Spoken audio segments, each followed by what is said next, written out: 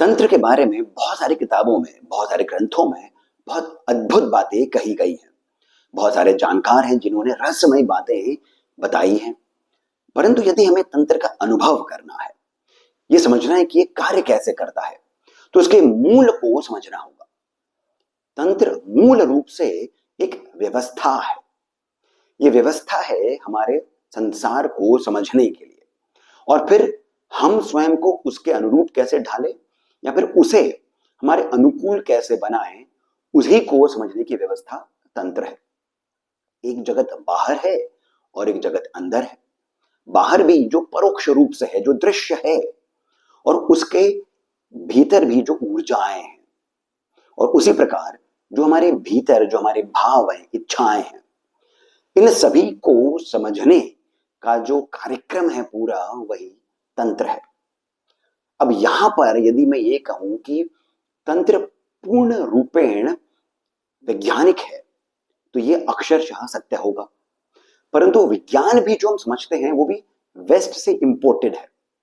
यानी कि हम बात करें यदि एस्ट्रोनॉमी की, तो उसके अंदर सोलर सिस्टम और ब्लैक होल और यही सब बातें हम लोग समझते हैं कि यही या तो विज्ञान हो गया है, या फिर इसी का ही एक और भाव आ जाता है कि टेक्नोलॉजी जो हो गई है, ये भी साइंस हो गया है। परंतु विज्ञान यहां पर हम उसको कहते हैं जिससे कि आपके स्वयं का उत्थान होता है, वही विज्ञान होता है। और इसी कारण यदि मैं ये कहूं कि वो जो साइंस है वो जिस भी स्तर पर है अभी, वो भी पूर्ण रूपेण तांत्रिक है, तो ये भी अक्षरशः सत्य ही होगा। क्योंकि उसकी भी जो प्रणाली है, उसका भी जो पूरा सिद्धांत है, वो वैसा ही कार्य करता है जैसे तंत्र करता है। इस बात को समझने में थोड़ा सा हमें हमें समय लगेगा, या फिर हमें पचेगी नहीं बात अभी, परंतु धीरे धीरे करके साइंस भी उसी लेवल पर आ जाएगा। अब यहां पर मैं साइंस की बात क्यों कर रहा हूं, उसका कारण यह है कि हम आज हमारा जो विषय है उसमें हम समझ रहे हैं कि रामायण मंत्र जो है उसके अलग अलग भेद क्या हो सकते हैं, जिससे हमारी जो अलग अलग कामनाएं हैं उनकी पूर्ति कैसे हो, ये कार्य कैसे करता है, पहले थोड़ा सा हम समझते हैं इसको। अब दो अलग अलग एलिमेंट्स हैं, कार्बन और ऑक्सीजन। हम जब इनका एक एक मॉलिक्यूल ले लेते हैं तो फिर जो बनता है वो एक गैस है जिसे हम कहते हैं कार्बन मोनोऑक्साइड। दो अलग अलग एलिमेंट्स हैं और इनका हमने एक एक मॉलिक्यूल ले लिया। अब यहीं पर ही अगर हम इन्हीं दोनों एलिमेंट्स का थोड़ा सा रूप बदल दें, ऑक्सीजन के दो मॉलिक्यूल ले लें, तो अब यही मोनोऑक्साइड बन जाएगा कार्बन डाइऑक्साइड। यानी कि अब ये जो दोनों गैसें हैं ये अलग अलग हो गई है। इनका जो रिएक्शनरी जो भी इनका बिहेवियर है वो अलग अलग हो गया, इनका उपयोग भी अलग अलग रूप से ही होता है। यानी एलिमेंट वही है, परंतु थोड़ा सा भेद हमने कर लिया, सब कुछ ही बदल गया है। रामायण मंत्र जो है हमारा वो भी वैसा ही है। रामायण मंत्र जो हम बहु प्रचलित रूप से जानते हैं वो है ऐं ह्रीं क्लीं चामुंडायै विच्चे। परंतु जब हम ऐं ह्रीं क्लीं, ये जो तीन भेद हैं, ये जो तीन बीज हैं, ऐं यानी महासरस्वती, ह्रीं यानी महालक्ष्मी, और क्लीं यानी महाकाली, जब हम इनकी स्थिति बदल देते हैं, इनका जो स्थान है वो बदल देते हैं, और चामुंडायै विच्चे हम ऐसा ही रखते हैं, तब ये कार्य अलग अलग करेंगे। अलग अलग देवी प्रधान ये मंत्र बन जाते हैं। आज हम इसी को थोड़ा सा समझते हैं। ऐं ह्रीं क्लीं चामुंडायै विच्चे, यहां पर ऐं सबसे पहले आता है, इसी कारण ये सरस्वती प्रधान रामायण मंत्र हो गया है। सरस्वती से हम ये समझते हैं कि वो जो विद्या की देवी है, बिल्कुल सही है, विद्या की देवी है, परंतु विद्या हम समझ लेते हैं वो जो स्कूल कॉलेजेस में पढ़ाया जाता है। तो इसी कारण जो नौकरी कर रहे हैं, जो व्यवसाय कर रहे हैं, जो बड़े हो गए, अडल्ट हो गए, उनको लगता है कि सरस्वती नहीं, हमें तो लक्ष्मी चाहिए, हमें तो काली चाहिए। सरस्वती जो है ये उस विद्या की देवी है जो किताबों में नहीं है। ये महाविद्या, सिद्ध विद्या की देवी है। ये उस ऊर्जा की देवी है जिससे कि पूरा संसार, पूरा ब्रह्मांड बना है। तो सरस्वती और गणपति में यहां पर ही भेद आ जाता है। ये भेद क्या है इस पर हम बाद में जगह कभी चर्चा करेंगे, परंतु अभी हम ये समझ रहे हैं कि एम ह्रीं क्लीं चामुंडायै विच्चे सरस्वती प्रधान मंत्र हो गया है।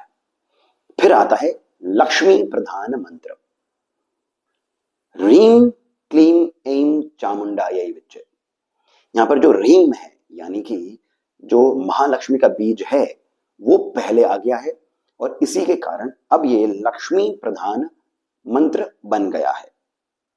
फिर अब इसका एक और भेद है, ह्रीं ऐं क्लीं चामुंडायै विच्चे, ये माया प्रधान मंत्र हो गया है। ह्रीं ह्रीं जो है ये माया बीज भी कहा जाता है और शाक्त ग्रंथों में ह्रीं को ही प्रणव बताया है। तो जो हम सामान्य रूप से समझते हैं कि ओम जो है यही प्रणव है, परंतु शाक्त दृष्टि से ह्रीं जो है यानी कि शक्ति के जो मंत्र आते हैं उसमें ह्रीं प्रणव हो जाता है। फिर है क्लीं ऐं ह्रीं चामुंडायै विच्चे, ये आकर्षण का मंत्र है, क्योंकि क्लीं जो है ये कृष्ण का भी बीज हो जाता है। तो क्लीं ऐं ह्रीं चामुंडायै विच्चे ये आकर्षण के लिए है। अब वहीं पर ही जब हम इसे थोड़ा और बदल दें, क्लीं ह्रीं ऐं चामुंडायै विच्चे, अब ये काली प्रधान बीज हो गया है, यानी काली का बीज क्लीं, फिर माया या फिर महालक्ष्मी का बीज ह्रीं और फिर अंत में महासरस्वती का बीज ऐं। इस प्रकार से कामना के भेद से ये नवायन मंत्र जो है ये कार्य करते हैं, परंतु इसका जो इसकी विधि है वो ये बताई है कि ऐं ह्रीं क्लीं इन तीनों का और फिर बाद में चामुंडायै विच्चे इनका हम सवा लाख बार जब हम जप करेंगे तब इसका पुरस्चरण होता है। वो एक अलग विधि है, परंतु यहां पर अभी हम अपने कृपा के लिए हम जो समझे वो ये कि यदि आप अपनी कामना के भेद से इस नवायन मंत्र को करेंगे, जो अलग अलग नवायन मंत्र आए हैं, और पूर्ण श्रद्धा से करेंगे, भाव से करेंगे और लंबी अवधि तक करेंगे, ये नहीं 5 दिन कर लिया, 10 दिन कर लिया या फिर 21 दिन कर लिया तो फिर हम उसका कुछ अनुभव करने की हम बात कर रहे हो। लंबा आप एक संकल्प लीजिए, संकल्प नहीं भी लेंगे तभी भी कार्य करेगा, परंतु आप अपना लक्ष्य निर्धारित करिए और फिर उसके हिसाब से आप एक लंबी अवधि तक इन मंत्रों को करिए।